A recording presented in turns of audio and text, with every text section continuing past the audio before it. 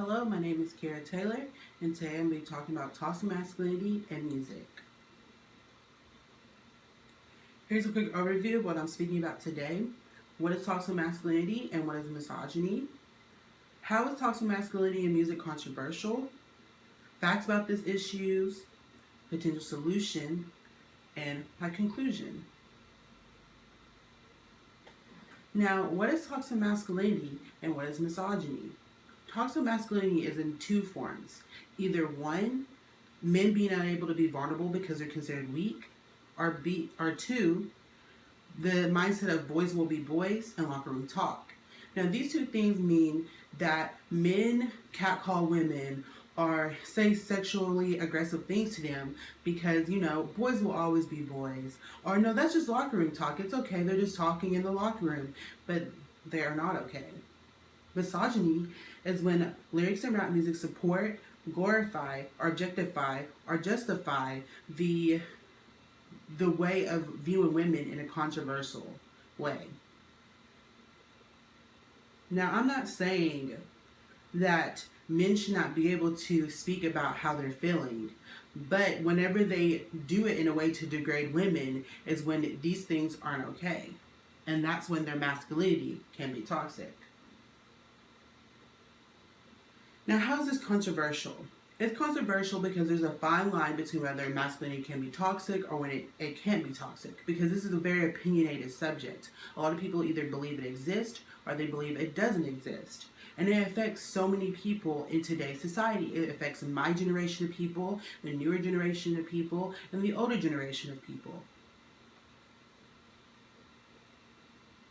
Now, two artists that I like to highlight today that uses toxic masculinity rather in I say not completely in a negative way, but in a negative way, is Lil Wayne and DaBaby.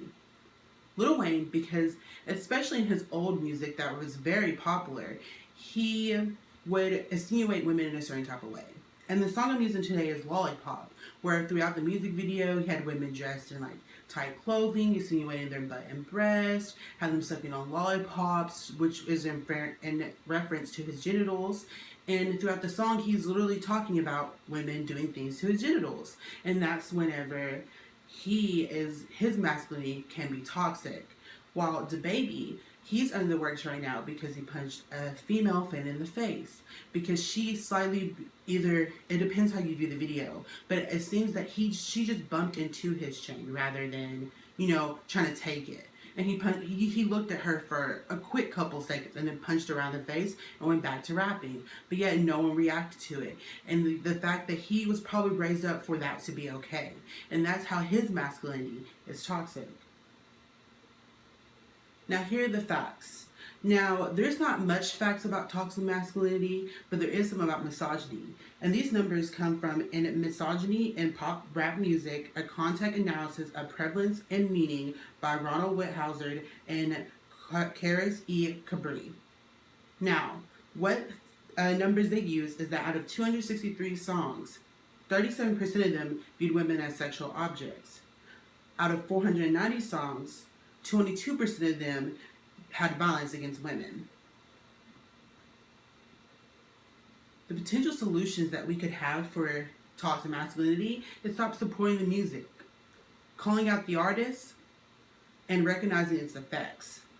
Because if we do these three things and recognize that toxic masculinity is something that is real, we could potentially help grow our society, because I feel like this is something that's hindering us, because a lot of men believe they're the hierarchy of everything and have to be the power center of everything, when in reality that is not true. In conclusion though, rap music is a great form of toxic masculinity because it uses misogyny. It influences many people in my generation, newer generations, and older generations. Boys will be boys and locker room talk are not okay. And think, in the 90s, only 57% of songs were viewed women in a controversial way. Imagine how big the numbers are now. Thank you so much for listening to my speech about toxic masculinity.